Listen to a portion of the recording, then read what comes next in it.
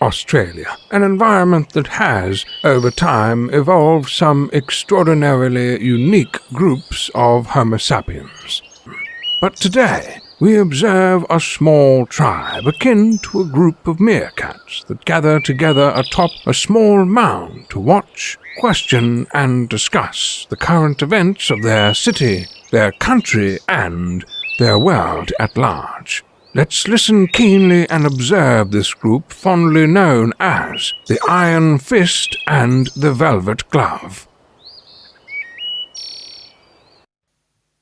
Yes, the Iron Fist and the Velvet Glove. We're back again, episode 388. There's people already in the chat room. Watley is in the chat room. He was making comments before we even started this podcast, which shocked us all. He was that excited to be there. Yes. Apparently so, yes. That's a first, Watley. We didn't know that that was actually possible to comment before we even started. So there you go. Good to see. Good to see you there. Yes, episode 388. I'm Trevor, a.k.a. the Iron Fist. With me as always, Scott the Velvet Glove. G'day, Trevor. G'day, Joe. G'day, listeners. How are you all? We're all well, and Joe the tech guy is here. Evening as well. all. Yes. So if you are in the chat room, say hello. If you listen to this podcast, you hear all these references to the chat room, like at least once on a Tuesday night at 7:30, hop on and join in and just experience the excitement of a live podcast. We're on a tightrope. There's no net below us, and we're just winging it. Heap a moderate amount of abuse at us. Yeah. Throw verbal rocks at Trevor when he's defending the Russians. Yes, and the Chinese and the Greens and other people like that. So, well, what are we going to talk about tonight? Actually, added a few topics that I hadn't intended to deal with at the last minute. So Scott has been busy, hasn't had a chance to read much, but he's going to wing it and we'll see how we go. So we should briefly mention that the Voice got through the Senate in terms of the decision to go for a referendum. Yep. Yes, so we'll talk briefly about that.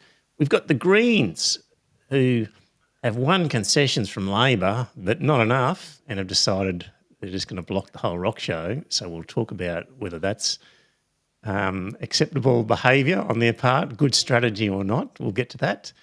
We've got Brittany Higgins fallout with David Van, and turns out he's a bit of a groper, according to various females in the parliament, and a bit more about propaganda in Western media. I found some stuff because there wasn't a lot. I was looking through my old notes. I've got this sort of miscellaneous section, and I dragged out a couple of things that I'd had in there for just such a moment as this. And one was about neuroscience, looking at left and right wingers and the difference in their brains. Apparently, we're hardwired to some extent. Interesting. And maybe we'll get on to the Mexican-American War.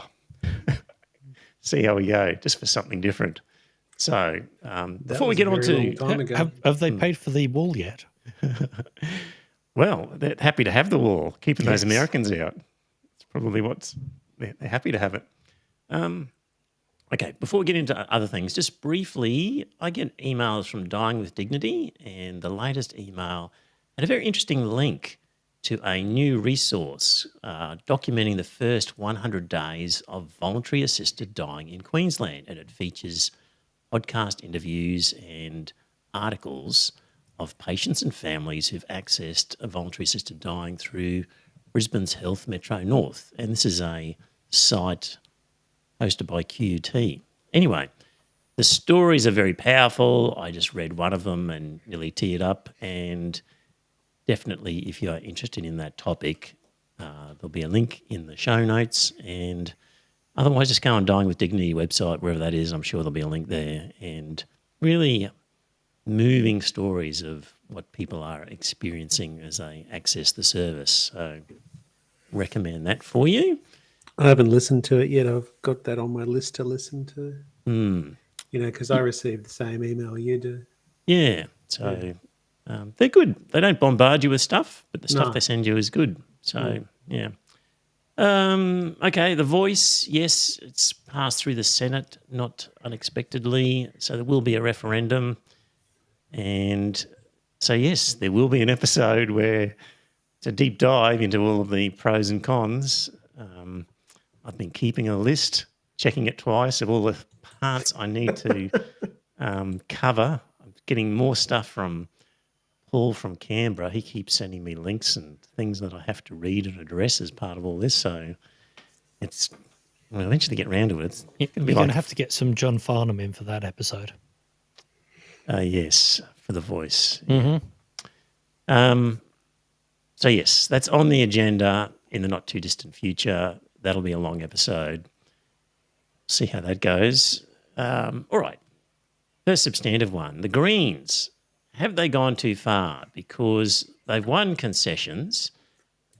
Basically, we had this situation where Labor had arranged to have a fund, and the earnings from that fund would be used towards housing. And the Greens said, not enough. And so the Labor Party said, okay, well, here's, I think, $2 billion for the first year and some sort of emergency funding. And the Greens said, great. And Labor said, okay, how about passing the bill? And the Greens said, what about renters and a cap on or a freeze on rent increases? And the Greens have said they're not going to pass the bills that would provide that funding that we've just talked about unless Labor passes laws regarding rent freezes. Scott, it sounds a bit like where we were with cap and sort of Cap and carbon trade. cap and Yeah. trade and carbon pricing and Yeah. that it just wasn't good enough for the. What do you think, Scott? Well, I I've think got an the Greens inkling have as to ma- how you I think about the, this. The Greens have made the perfect the enemy of the good. Now, I think what the Labor government has actually proposed is good, but the Greens want something better than good. They want perfect. So they've made the enemy of the good the perfect. So that's how it boils down to a nutshell with me. Am I actually opposed to what the Greens actually want? Well, I'm not exactly certain of that because I have been reading differing opinions on the whole thing regarding rental freezes and that type of thing. The Greens are perfectly right. There wasn't a problem freezing rent and that sort of stuff when you had the COVID pandemic raping the country. So I understand where they're coming from. But now that everything is returning to normal, including interest rates and all that type of thing, I'm not sure that it's the right time to freeze rents and that type of thing because I just think that with interest rates going up, mortgage repayments are going up, interest being charged by the banks are going up, and yet they're going to hold a gun to my head and say, well, Scott, you can't have a rental increase on your property. Probably makes it unattractive for people to buy Exactly. investment properties. Exactly.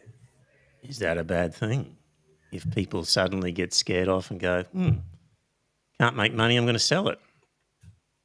Wouldn't that open up housing for people who don't see it as an investment? What that will do is that will drive down the price of housing, which if you don't own anything, that sounds like a great idea.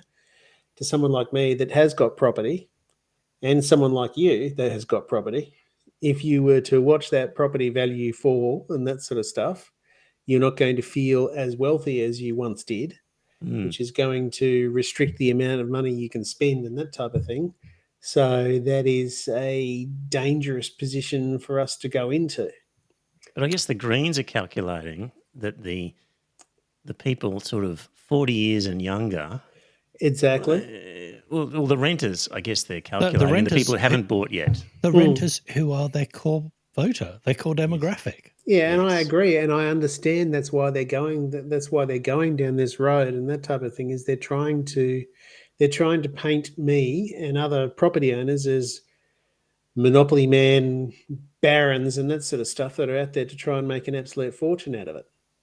Yeah, kind of like the slumlord of regional Queensland. Well, that sort of.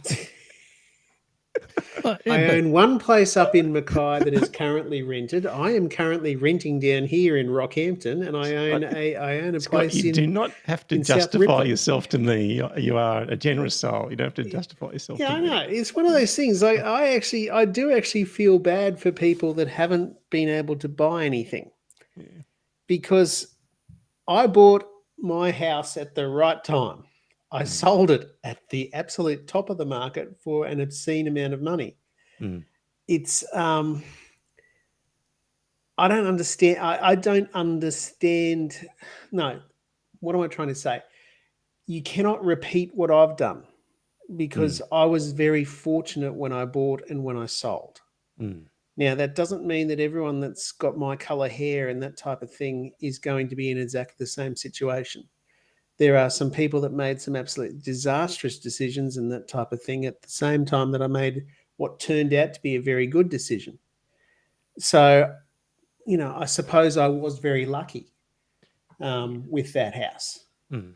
It's very And- difficult to wind these things back Oh, it is. and do it fairly. Yeah, And one of the things, if you could actually engineer this, one of the things I would like to see happen is that rental prices hit a plateau, and that if you end up with housing prices hitting a plateau and they remain there for a number of years, that wouldn't be too bad. yeah, that's what we need. Is basically, rather than things dropping, they just Yeah. have to be held at zero. Held at zero growth, For a or long, long time. very minor growth per year. Yes, and over time, investors will bail because they have better returns elsewhere, yet homeowners won't be crushed, if you like, and can buy and sell in the same market. Because if it's your own home, then if you're buying and selling at the same time, you're okay. And surely this is neutral to you, Scott, because if there's a rental freeze or decrease, as a renter, you're going to profit off that, even though your investment property. So you only own one property. No, I own two rental properties. Okay. Yeah. I was going to say, if you only own the one, then you're no worse off. No, that's right. Now, it's the place in Mackay is going to become my house again when I move back up there. But it's just one of those things at the moment, it's rented out. So that's the main front line thing I have on the whole rental market, because that's rented out through a real estate agent and that type of thing. The other one is through the Defence Housing Association, which is the Army is my tenant, and the Army does everything. So it's one of those things. Now, I don't know. Hang on a second. You're not only the Queensland Regional Slumlord, you're a provider for the military-industrial complex, Scott. For God's sake. You knew that I had rented that. You knew that I had bought a rental property that was going to be rented by the DHA. I know. Just having fun. Just Yeah, I know you're just having fun, but one of these days, Trevor, it's all going to bite you in the ass. Yeah. Let's But I get won't some. be a regional slumlord for very much longer, because the longest I'm going to be a regional slumlord is until February of next year. Yeah, I didn't even coin that phrase. That was your That was partner something that who came up with that, something wasn't Brian it? came up with. Yeah, In the regional slumlord, I think. Yeah, it's said as a term of endearment. Yes, I know that. Yeah. Yes. Now, if Yes. I thought you were serious, I'd fly down there and beat the shit out of you. But no, you're not saying. Here's what Friendly Geordies had to say about it. I'll play a little bit of this. The Greens are kicking up a stink that Labor aren't just making one-off investments in housing.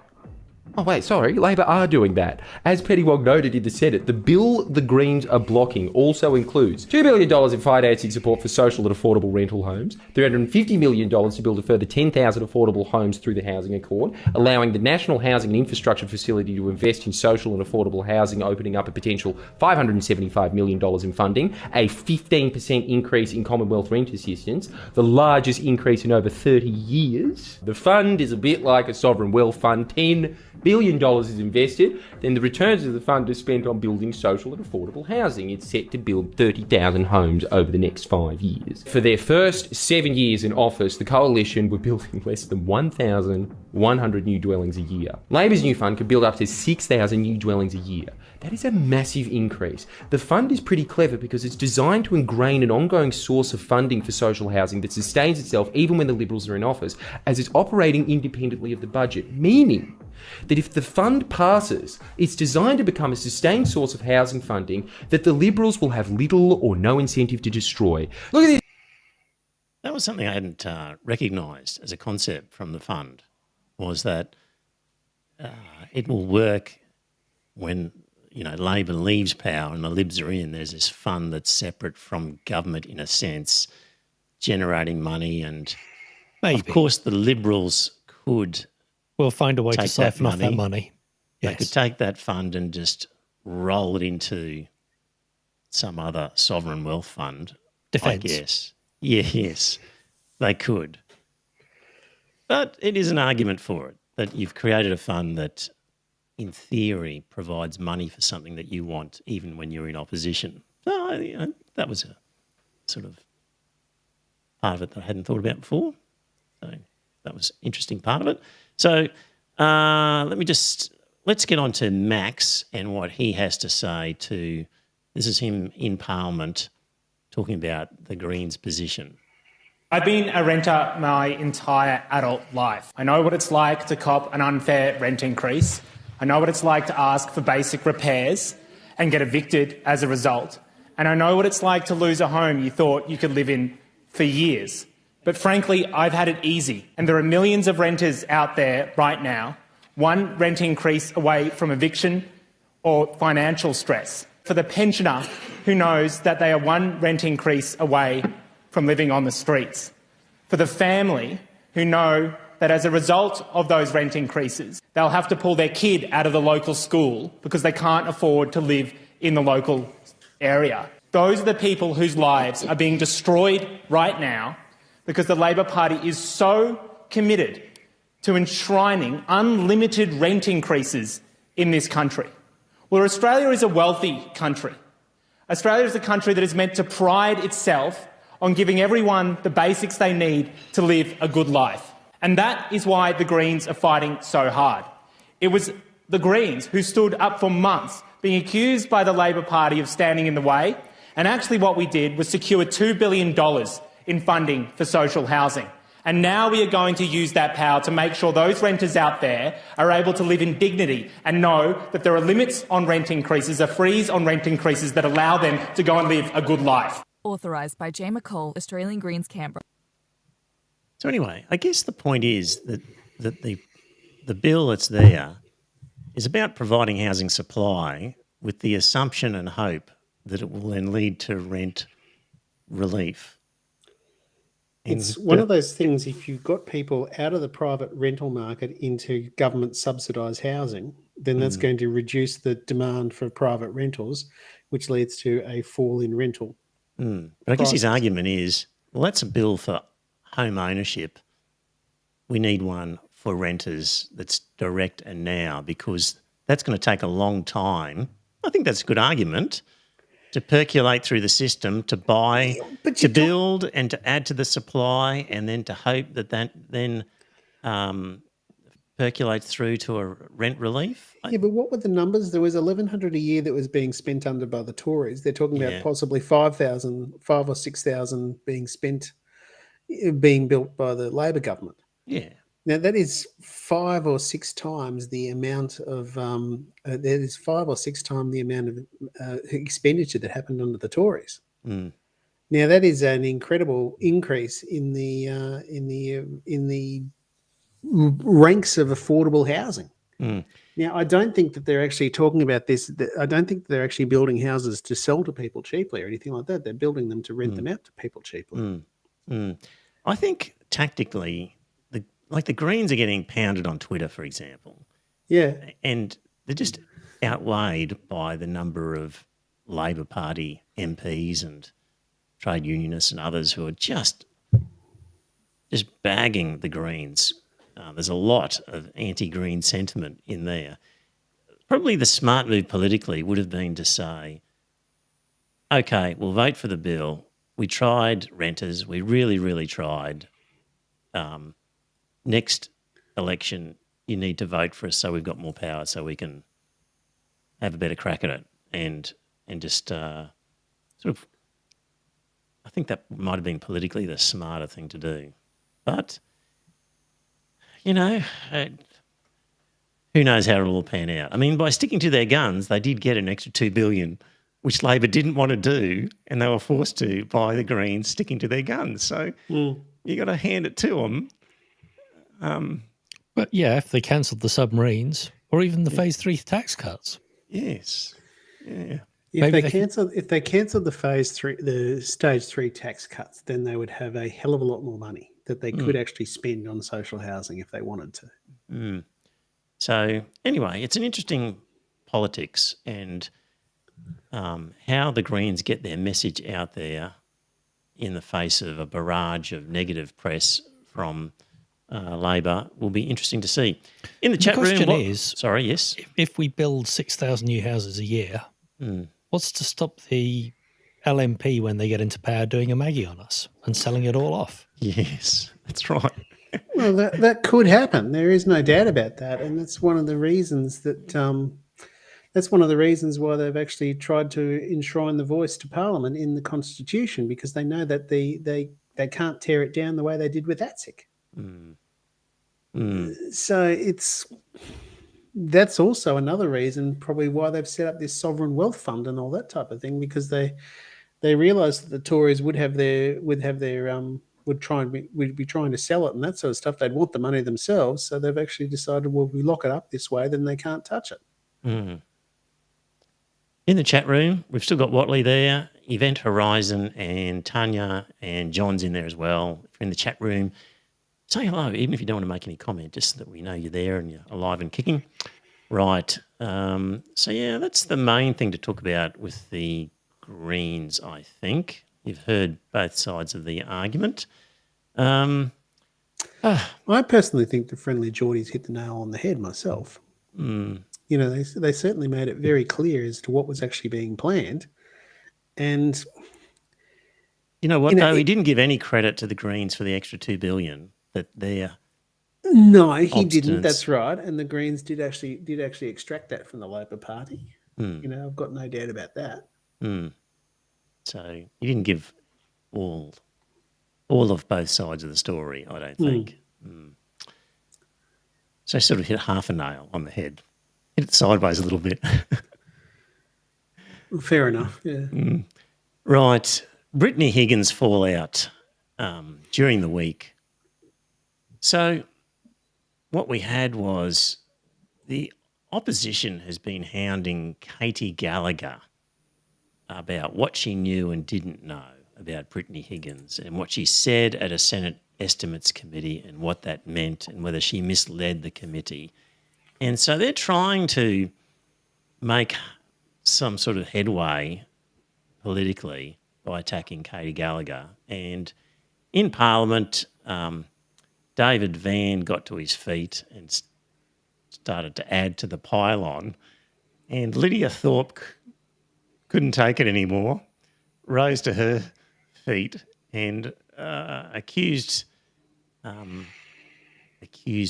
David Van of inappropriate sexual conduct towards her. Harassment, yes.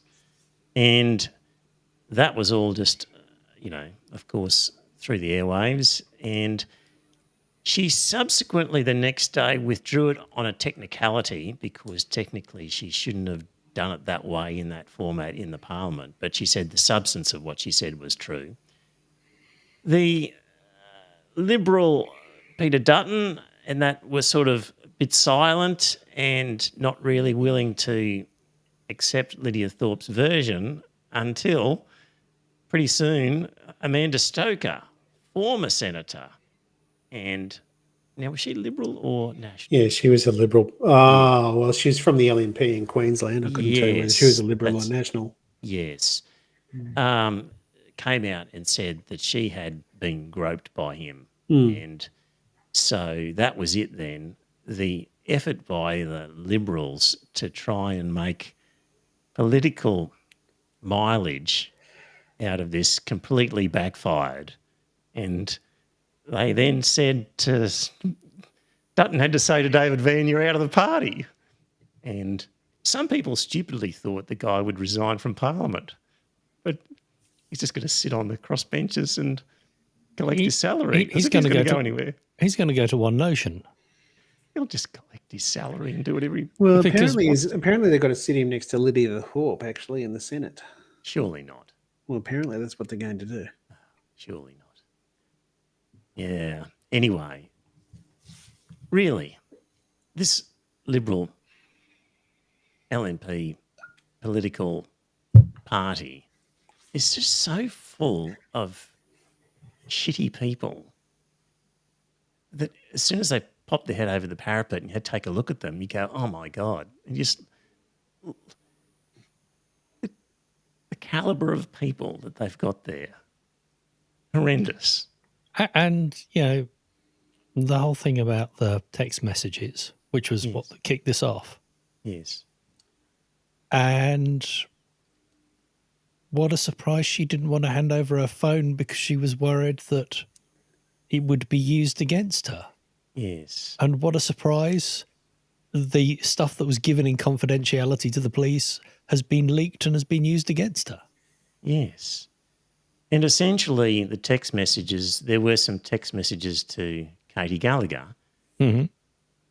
Katie Gallagher had said in a Senate estimates, nobody on our side knew anything about this. And what she was referring to was this being Brittany Higgins about to drop a bombshell on the whole bunch of them. Not that they didn't know anything at all because she had received text messages. So the context was, we didn't know she was going to drop this shit bomb on you guys the way she did. Not that we didn't know anything, but we just sat on it because that was up to her to do that if she wanted to. And that's what they're trying to beat up as inappropriate behaviour by the Labor Party. We've got Liberal staffers allegedly harassing other Liberal staffers at Liberal Party events, and somehow the Liberals are trying to make this the fault of the Labor Party. Mm-hmm. They're insane. They should have just pulled their heads in and hoped it would all blow over. To actually keep badgering on with that was just inviting the sort of thing that just happened to this David Van character. They're stupid. I don't think there's any doubt about that. They are stupid. It sounds like there needs to be an Office of Professional Responsibility or whatever, professional conduct. Yeah. That you can go to anonymously and lodge your complaints against another member of Parliament, have it investigated. Yes. They just need a brain transplant. Their moral compass is so out of whack, these guys. It's just mind-boggling how bad the Liberal Party representation is, the sort of people that they've got there. It's horrendous. But it's all right, they're all Christians. Yes, it's no coincidence, is it? So, anyway, what we've got here is, let me just play a little bit of, this is David Spears, I think, on Insiders. So, the fucking ABC, just where there's smoke, there's fire. Oh, Liberals are talking about Katie Gallagher. Mud's been thrown. Some of it must stick. You know, it looks like there's an issue with what she's done without actually examining what's happened and just refusing to repeat the bullshit that the Liberals have come out with. But they amplify it, pass it on, treat it with respect that it doesn't deserve. So here's a little bit of David Spears.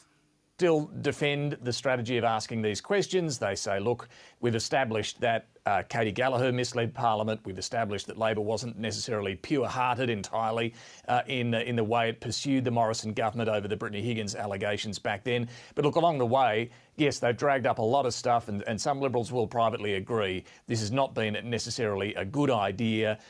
It's left them accused as well of looking like they're weaponising an issue, in particular weaponising the leaked text messages of an alleged rape victim. So, look, no one's come out of this a winner, that's for sure. And, you know, as Lydia Thorpe... It's just bullshit to say no one's come out of this a winner. Nothing that Katie Gallagher did was wrong. It's just Labor's fine in terms of their involvement in this whole fiasco. And to somehow say, oh, they're all...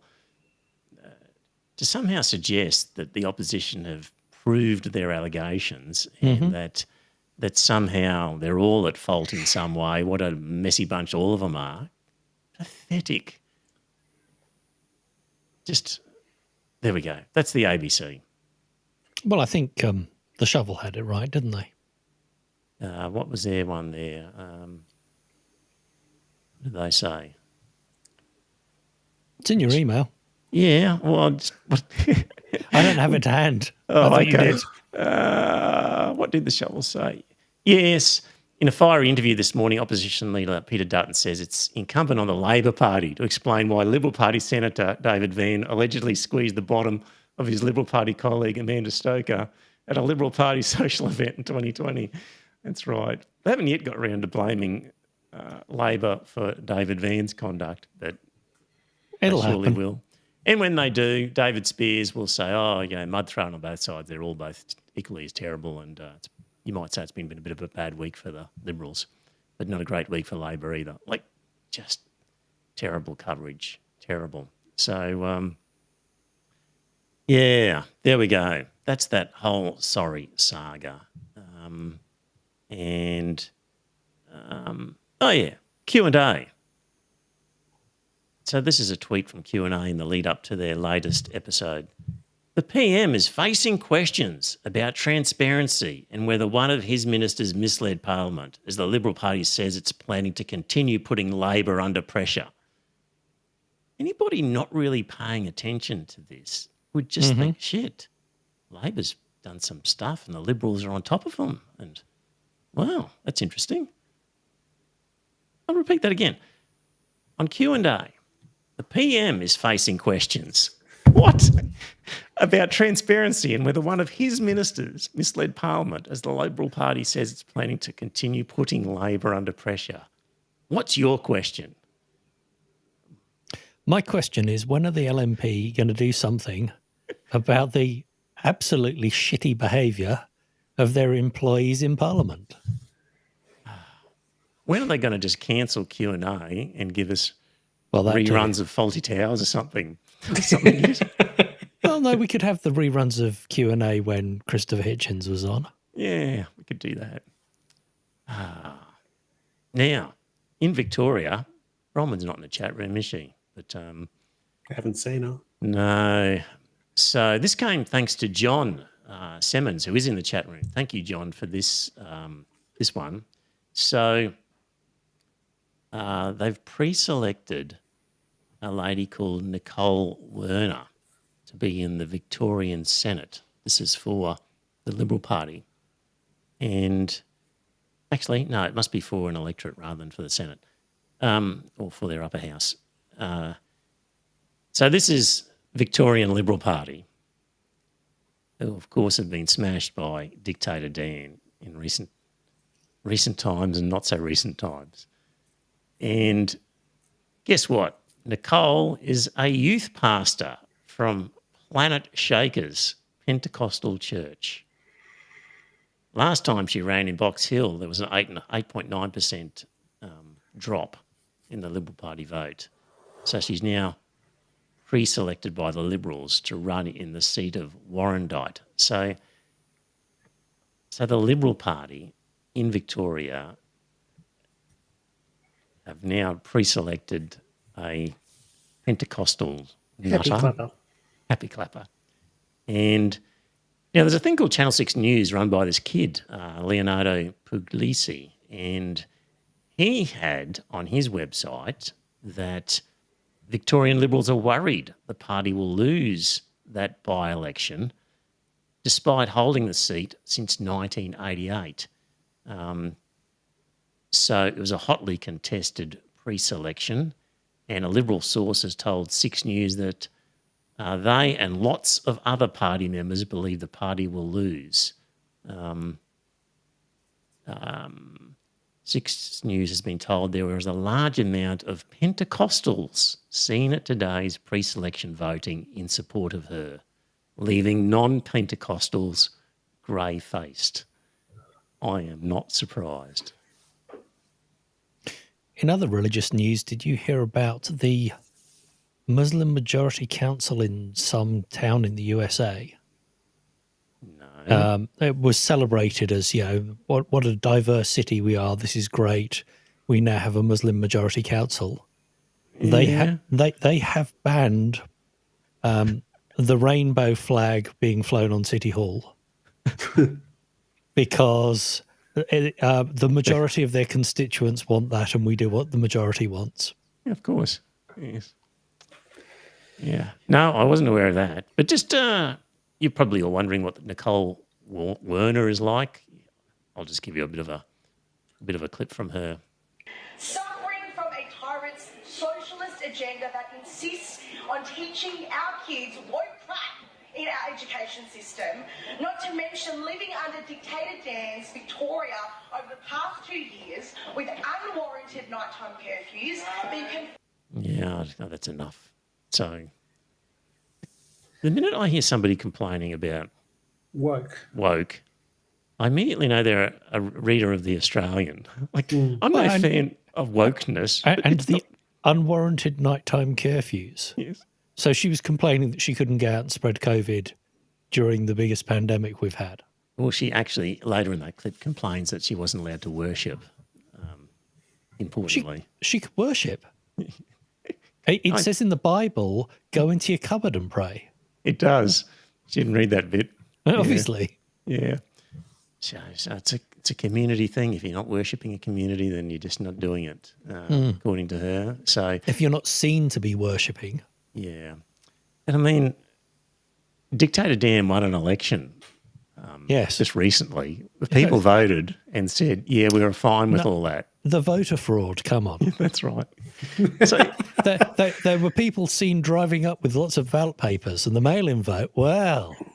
So if you're going to run against him, my advice to anybody would be don't run the argument about the lockdowns, because that's been voted on and done. You've got to argue about things that have happened since then. And I'm sure there's enough stuff. I mean, things to do with the railways and that. They've spent a lot of money. There's a lot of debt in Victoria.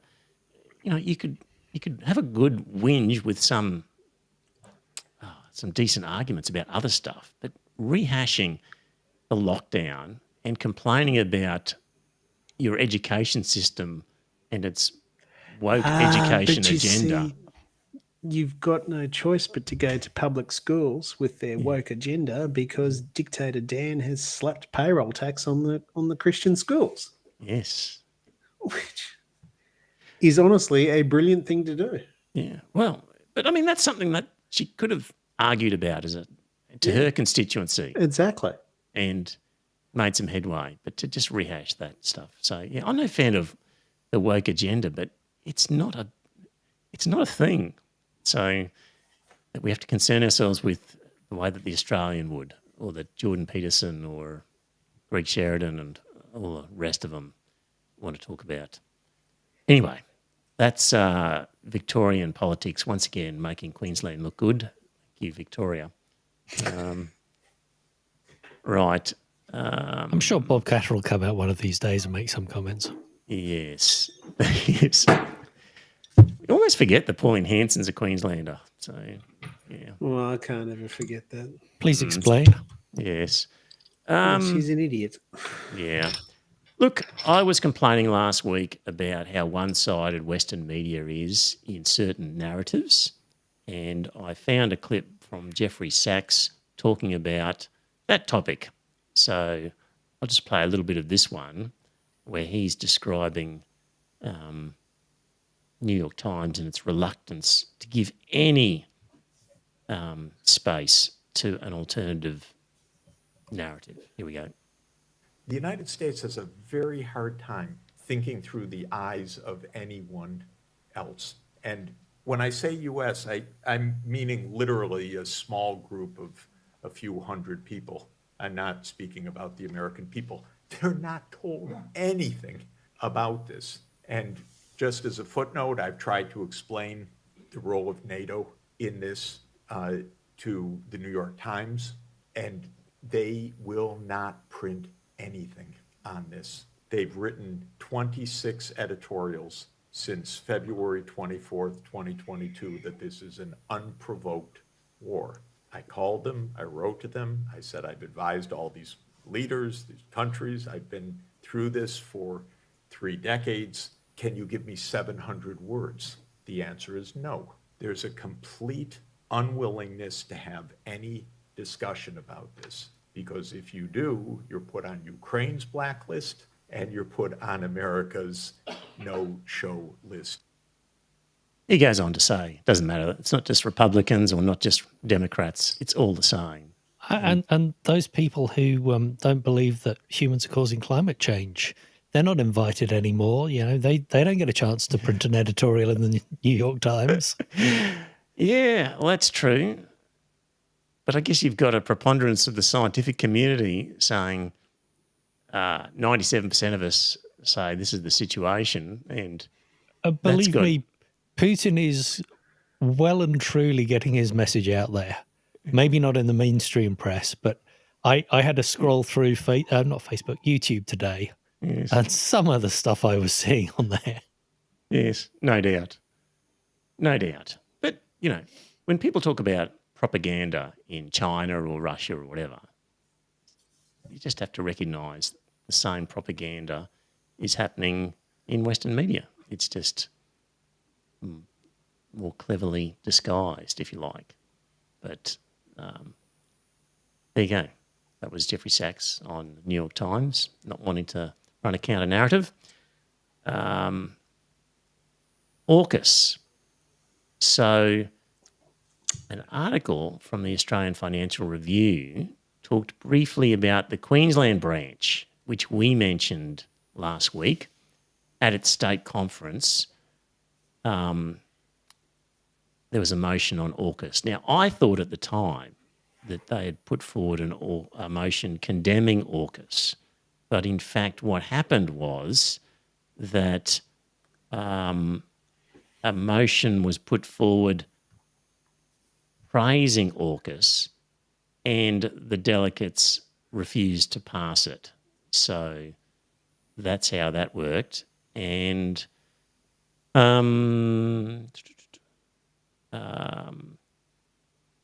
then there's Victoria is coming up with its own Labor Party conference, and it looks like there will be a motion more or less condemning the AUKUS arrangement, expressing profound disappointment over the government's decision. So maybe Victoria will pass a motion demanding genuine debate and consultation and calling into question the whole thing. So yeah, that was Queensland and Victoria, and there's a national conference going to be later in the year. The writer of this article is dubious about whether something would be passed at that which would be negative about AUKUS, because the factions would not allow it. But anyway, Victoria and Queensland not happy with AUKUS. Right, how are we going for time? 8:14. It's probably going to be a short episode, this one. In the show notes for the patrons. Also, if you're not a patron and you want to get the show notes, if you're donating through PayPal, because some people do, send me an email and I will give you a link to a Dropbox where you can get the show notes, the extended ones. So do that if you'd like. But this was an article by a guy, John Willoughby, Emeritus Professor of Medicine and Honorary Consultant Neurologist at Flinders University and Medical Centre.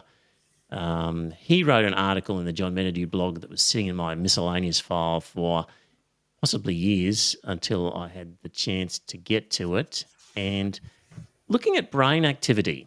And here's what they do with people. So put them in an MRI machine, and people are scored on a left-wing to right-wing scale using answers to questions like, do you support same-sex marriage? Do you support gun control? Are you religious, etc.? So the people are sort of categorised as left or right-wing based on those answers. Then the participants undertake an apparently mindless task in which they have to respond to a visual signal, which is briefly displayed on a monitor by pressing a timer button. They are given these instructions. Look at the monitor. If you see an X appear on the screen, hit the button. If you see a Y appear on the screen, don't hit the button. All the while, their brain activity is being recorded. In this test, X is very frequent, so the usual response to a letter appearing is to hit the button. When the very rare Y appears, the response is to withhold the usual action of hitting the button. So these tests are known as go, no-go tests. And so there are many studies demonstrating that people on the right side of the political spectrum have stronger markers of emotional activation to unexpected change than people on the left. So when they see the Y and they're not supposed to hit the button, stronger markers of emotional activation for right-wingers. So yeah, they get more emotional. And there are other kinds of difference. People with left-wing attitudes have a larger anterior cingulate cortex, smaller right amygdala, and smaller left insula, findings that correlate with levels of activity in these structures when they deal with information counter to their experience. The interpretation here is that people with left-wing attitudes think more deeply or differently when information is unexpected, in contrast to people with right-wing attitudes whose responses are more emotional. Jonathan Haidt wrote a book called The Righteous Mind, which explores at a psychological rather than at a physical level the difference between right and left. And they said, effectively, they are disgusted by different things. So right-wingers are disgusted by things that are against moral norms, against societal norms. The left are more disgusted by adulterers of food of the planet.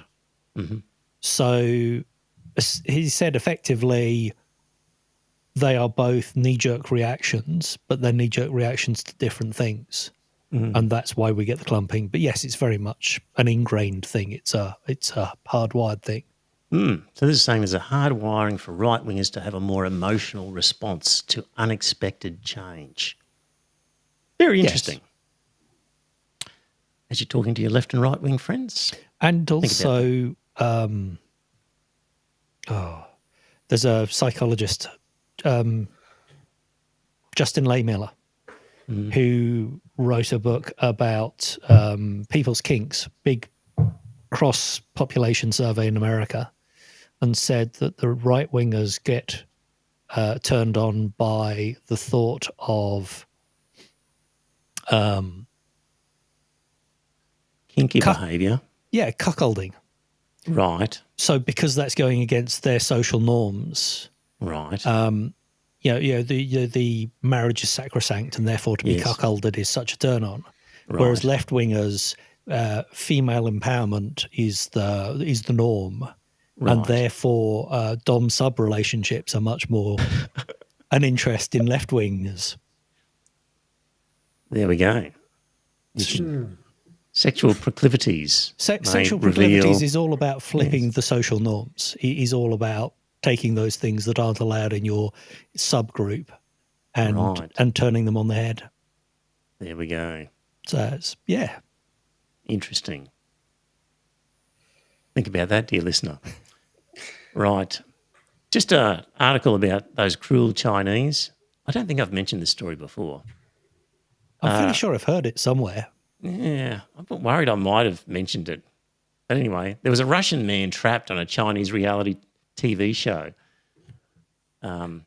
He joined a boy band competition on Chinese TV on a whim, but regretted his decision. Basically wanted to leave. And they said, well, you can't leave you'll pay a hefty fine. It's going to cost you a lot of money. You've got to hope to be voted out. And so he would do terrible performances and plead with the audience to vote him off. But the Chinese audience refused to. They, as a sort of a Schadenfreude sort of thing, made him stay despite the fact that he wanted to leave. And it became quite the thing to get on and vote to keep this Russian on the show despite his wishes to leave. And so he was propelled through 3 months of competition and 10 episodes. A fan base which had taken to his grumpy anti-celebrity persona, or were perhaps driven by Schadenfreude, urged each other to vote for him and let him 996. And 996 is a reference in China's digital industry culture of chronic overwork, 9 a.m. to 9 p.m., 6 days a week. So let this Russian guy, let him 996. Others called him the most miserable wage slave and celebrated him as an icon of Sang culture, a Chinese millennial concept of having a defeatist attitude towards life. That's funny. Somebody actually trying to get I off can the see show. other cultures doing that, though. Yeah, exactly. Finally, 2 quick topics. Really, China, well, the US is worried about Taiwan because they think they're just going to do what the US did to Hawaii, really. Are you guys aware of the sort of history of Hawaii and the US Yeah, acquisition? I only came to know about it after listening to a podcast by American History Tellers, and they were talking about it. Yes. And yeah, they really, well, the Hawaiian royal family was really screwed over by the Americans, Yes. and they end up losing their whole country to the Americans. And the Americans, I think, only made them a state in 1950 something, didn't they? Mm-hmm. Well, they basically organised a coup d'etat. Yeah. And, Yeah. and there was in 1990, so this happened back in 1893, which they eventually, that was when things got underway, and they eventually acquired the island as part of the United States in 1898. In 1993, there was an apology resolution by the US Congress conceding that the overthrow of the Kingdom of Hawaii occurred with the active participation of agents and citizens of the United States. And the native Hawaiian people never directly relinquished to the United States their claims to their inherent sovereignty as a people over their national lands. So essentially an admission by the US, yep, we engineered a coup, sorry. And that was in 1993. That sounded like America. Yes. I wonder who was in charge in 93. Who would have been that? That would have been W, wouldn't it? No, it would have been Clinton, actually. Clinton. would Maybe have been, Clinton. yeah, Yeah, would have been- if Reagan was the 80s, Clinton would have been... yeah, Clinton would have been in the 90s. Doesn't sound like something Reagan or Bush would have done. It would had to have No. been Clinton. Yeah. No. So there we go. Just bear that in mind. And also, just at the same time, I had a little thing there about the Mexican-American War. And essentially, Texas had kind of tried to, the Texas, what is now known as Texas, that rough territory, had tried to say that it had broken away from Mexico as an independent area. Republic of Texas, wasn't it? Remember the Alamo? Yeah, the US couldn't accept Texas because of problems with the voting blocks on slavery. So it was sort of, the US hadn't acquired it. They claimed to have seceded from Mexico. The US then sent troops into Texas, more or less goading the Mexicans into a conflict, and then proceeded to go into all-out war with the Mexicans. And if you look, dear listener, at your phone, the chapters should show a map of what was Mexico, and you can see it was a huge area that was It was a taken. very big country, yeah. It was a massive area that was taken, and according to Wikipedia, in 1844, United States presidential election, Democrat James K. Polk was elected on a platform of expanding US territory in Oregon and Texas. Polk advocated expansion by either peaceful means or by armed force, with the 1845 annexation of Texas as furthering that goal. For Mexico, this was itself a provocation, but Polk went further, sending US Army troops to the area, sent a diplomatic mission to Mexico to try and negotiate a sale of the territory. The US troops' presence was a provocative and designed to lure Mexico into starting the conflict, blah, blah, blah. So... wasn't there something So- about the US refused to acknowledge Mexico's independence from Spain? I don't know about that.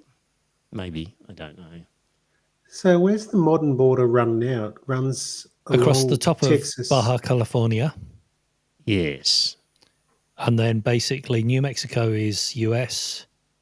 Yes. And then half Texas of is Texas Texas. is yellow. Yeah. Well, no, there's... Okay, so Baja California is still part of Mexico. Yes. Yes. Yeah, okay. So the Alta California was taken over by the United States. New Mexico was taken over by the US, and Texas was taken over by the US. The rest of it's still Mexico. Yeah. Yes. Okay. So, Texas is actually... There's only half of Texas in there because Texas is bigger now, I think. right. Yeah. Anyway, that wasn't that long ago. 1845. So, US troops in the Philippines. yes. Or, That was the 1890s. yes. So, just want to sort of put that out there in weeks and months to come. When we talk about Taiwan and I get confused with Hawaii, I'll just, as a joke, maybe, just bear that in mind. That's Yeah, but some of I the stuff think that that America's the- been doing. Yeah, I think that the only thing that the Yanks can be accused of pinching was those territories from Mexico and also Hawaii, because the Philippines, they did actually end up handing over to, they ended up, I can't remember the exact history of it, but there was there was a war and that sort of stuff that was fought with Americans against the Filipinos. But eventually, once that war was over, the Filipinos got their country back. And Guam. Yes. Sorry? Saipan. Guam, okay, gotcha. That's another one I didn't know about. Yeah. Very handy for military bases. Yeah, I know. And I'm wondering about the Caribbean. What's Puerto Rico? Because it's not even a state yet, is it? Yes. No, it's not That's a right, state. it's American It's an territory. American territory. And then, of Yes. course, there's the US Virgin Islands. Yes. You got American Samoa, Grenada, apparently. But Yes. but apart from Mexico, Hawaii, Guam, Yeah, all right. Yeah, okay. Puerto Rico, Yeah, okay. And I've said, What have have the said Americans ever done? before, the Yanks they are not completely bloodless in this thing. They have made some disastrous foreign policy decisions in the past. And let's not even However- start on Diego Garcia. No, exactly.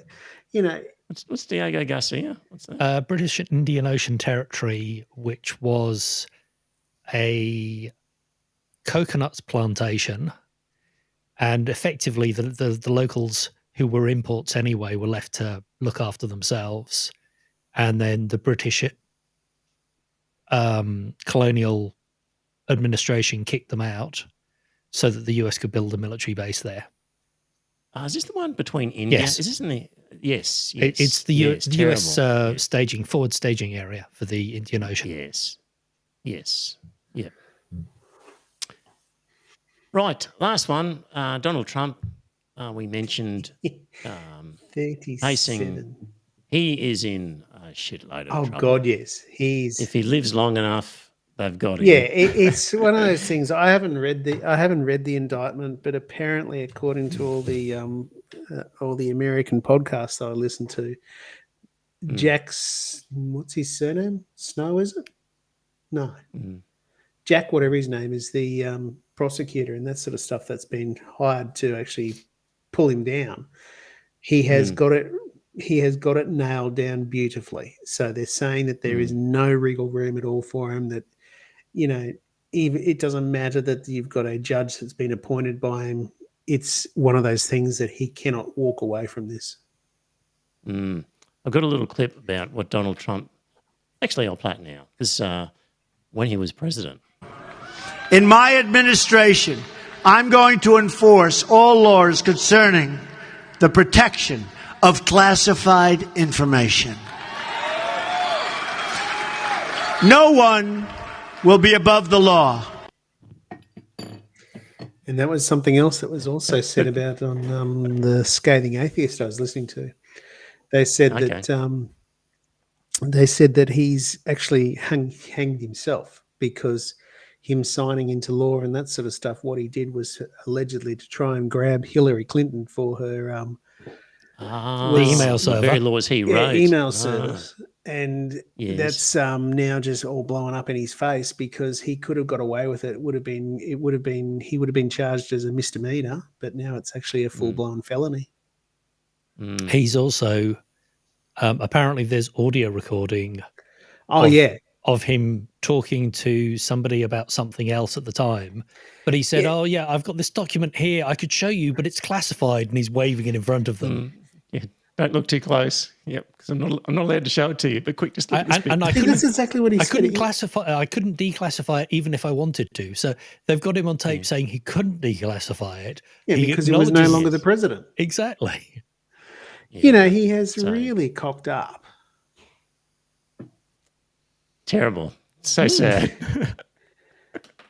Well, it's one of those things like, you know, they were expecting 50,000 people and that sort of stuff were going to be out the front of the courthouse and that type of thing to actually welcome him back.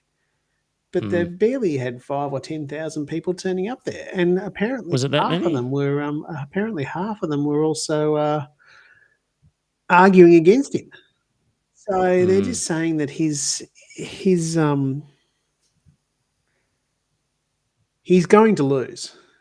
You know, if the Republicans do actually nominate him again, even though he's up against Sleepy Joe, and this time around, I think that they could actually put that nickname on him because he is very old.